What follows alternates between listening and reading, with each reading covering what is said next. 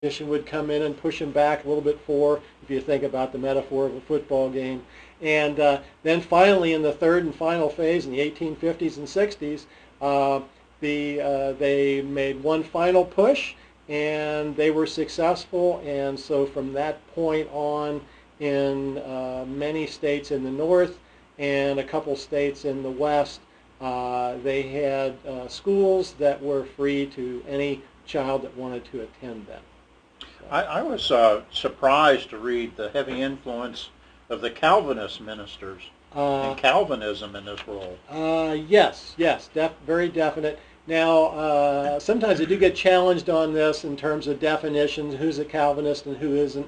My definition is pretty broad because, and we, probably my knowledge of theology isn't deep enough to get into a really good discussion about this, but my definition of Calvinist, basically, if we look at denominations back then, I'm including the primary movers were the Presbyterians and Congregationalists. Okay.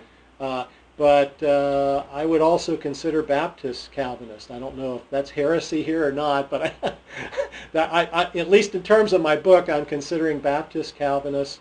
And what I found was it was mostly the founding zealots were primarily evangelical ministers, mostly Congregationalists and Presbyterians, but there were also Baptists and Methodists who tended to be almost always have been raised in New England. So they had a New England background. They had this background where education was formal education. Let's put it that way. Formal education, formal schooling was respected and was sort of accepted. And so they had that background. So they were Baptist and Methodist, but I think it was mostly their New England background that probably made them sort of conditioned them to like the idea of public education. And it's interesting to note too, and we forget this, in an era before the mass distribution of newspapers, sermons were one of the most common forms of public discourse. They were not only heard by church-going people, but they were often printed and distributed to others. Absolutely. There was a large distribution of sermons, and that was a very important.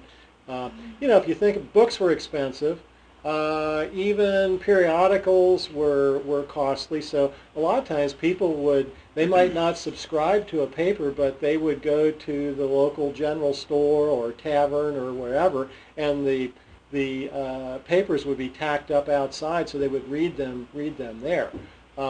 So if you printed up sermons, these would definitely be read and passed around and written. So yeah, sermons were a very important part. In fact, the Continental Congress used the ministry and quite a bit, and encouraged. They passed many resolutions that they had distributed through the churches. And the ministers would read them from the pulpit on Sunday, but they would also make them parts of their sermons as they saw appropriate. So they would pass on Congresses, during the Revolutionary War, they would pass on this information. Very important in winning the Revolutionary War. Well, can you tell us a little bit about the Ohio Company of Associates? Yeah, fascinating story, and again, Ohio, the heart of it all, right? So there's this fascinating minister who I have a whole chapter on him, the Reverend Manasseh Cutler, who was a congregational minister for 52 years. Wow. In Massachusetts. He was very much a Franklin-esque, a Jefferson